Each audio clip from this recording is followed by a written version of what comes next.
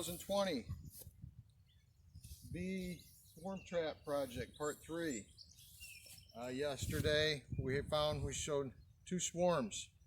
Well, I decided to check one of my swarms here at another location when we got home last night after dark with a flashlight, and guess what? We got 3 swarms in one day.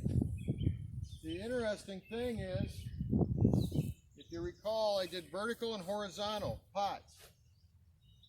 All 3 swarms have gone to the vertical pots.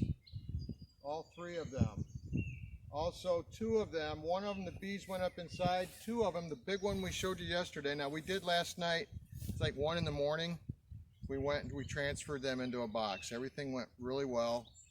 I just checked them this morning. They're doing great. The queen's in there. So we're just going to leave it closed up until tonight, and then I'm going to bring it back over here. This one here, we're going to do today. We're going to do it right now. We're going to put it in the hive. The smaller one, we're going to let go for a couple days and just leave it alone before we do anything, because it's not very big at all. We want to make sure all the bees are there and maybe get a little comb started. So we're going to take this one down and we're going to put them into this hive right here. The other thing we noticed, out of the 3, one of them, they went inside, the smaller swarm. The big swarm and this swarm are all staying on the outside. Now, we're using Swarm Commander, and they specifically say in their videos, and they say it in their instructions, don't use too much. Well, I followed their instructions exactly, and I still think it's too much. They're staying on the outside, they're not going in. So if you're using Swarm Commander, just a little heads up, what I was doing, 1 spritz inside the hole and 1 spritz outside. Way too much. They're not going in, but it's definitely drawing them in. So I'm going to just do 1 spray at the mouth going forward and see what happens with that. So I'm going to take this down. We're going to put them in this super here, or this brood chamber. Now, gentlemen, who does this, I'm an amateur. I'm not an expert. I'm not a professional beekeeper, but I know some people who are a little bit more dangerous than I am. They know a little bit more than I do. And he came over yesterday and we got that other one, and he was talking about the pros and cons of using these pots. There's a lot of cons as far as getting them transferred and stuff, but it wasn't a big headache. The thing he really liked, he's been catching swarms for a while. I don't think he's tried this. The thing he really liked about this, working with me last night, is how easy it is easy and quick to put them up and take them down, and they're cheap to make. I spent about $75 to make these pots, somewhere in there. I think I said that on one of our videos. I spent about $75 total, and that's for 16, that would be, I just lost my train of thought. Let's see, 30, 15 of these.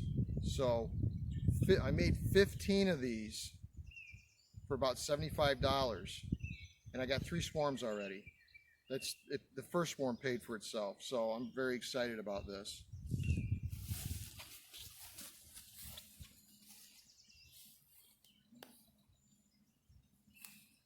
We have a problem.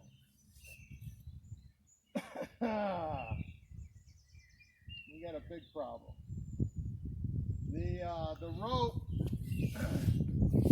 is wedged into a dead limb up there on top of this limb when I hung it up, and it doesn't want to let go. That's not good. Looks like I'm going to have to get a ladder and do this the hard way.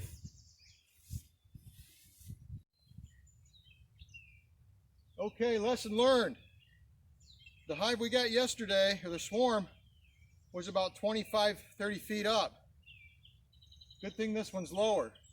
So if you're going to do this, I take a wrench and I throw it over a limb and I hoist it up. Make sure you don't have a dead limb or a crotch where the rope's going to get stuck. Fortunately, this one's down lower, so it's not going to be hard to get.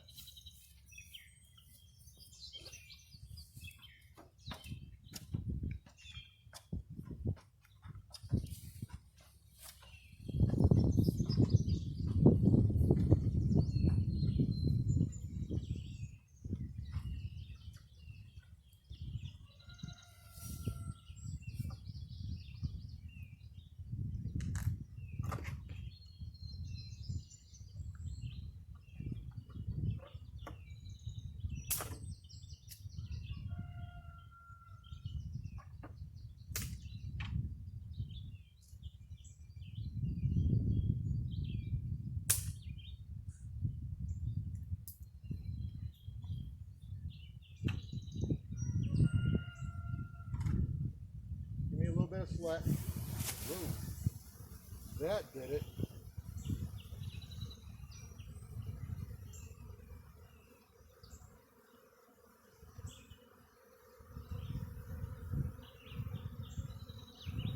Okay, hold on to it. Right there.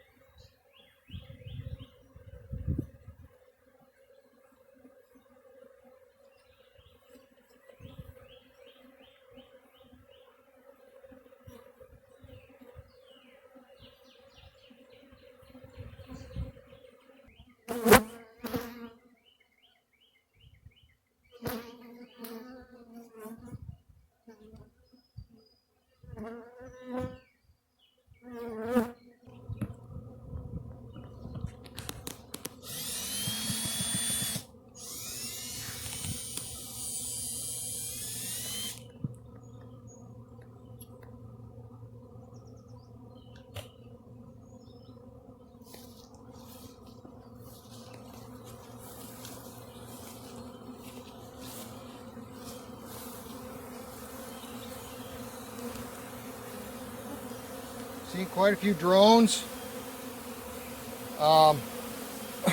Big mistake here. Bumped that just enough. When I was loosening it, half the swarm fell to the ground. But I think we got the queen in there because the bees are at the entrance and they're fanning. So I'm pretty sure the queen's in there.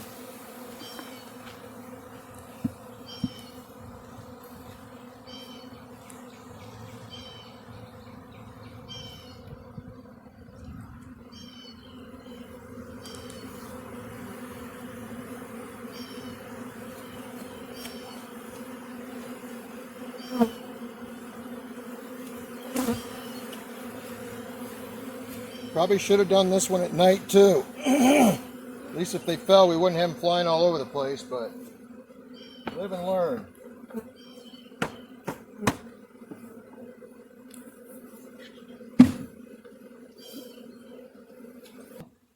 I'd say the queen's in there, they're fanning, and they're all marching in. So I think we avoided a catastrophe here. I'm not going to mess with this now. I'm going to give it 24 hours, or I'm going to wait this evening. If they're all settled in this evening, I'm going to close it up and relocate it. A couple lessons here. A, make sure you watch where you're throwing your rope up if you're going to hoist one up like this.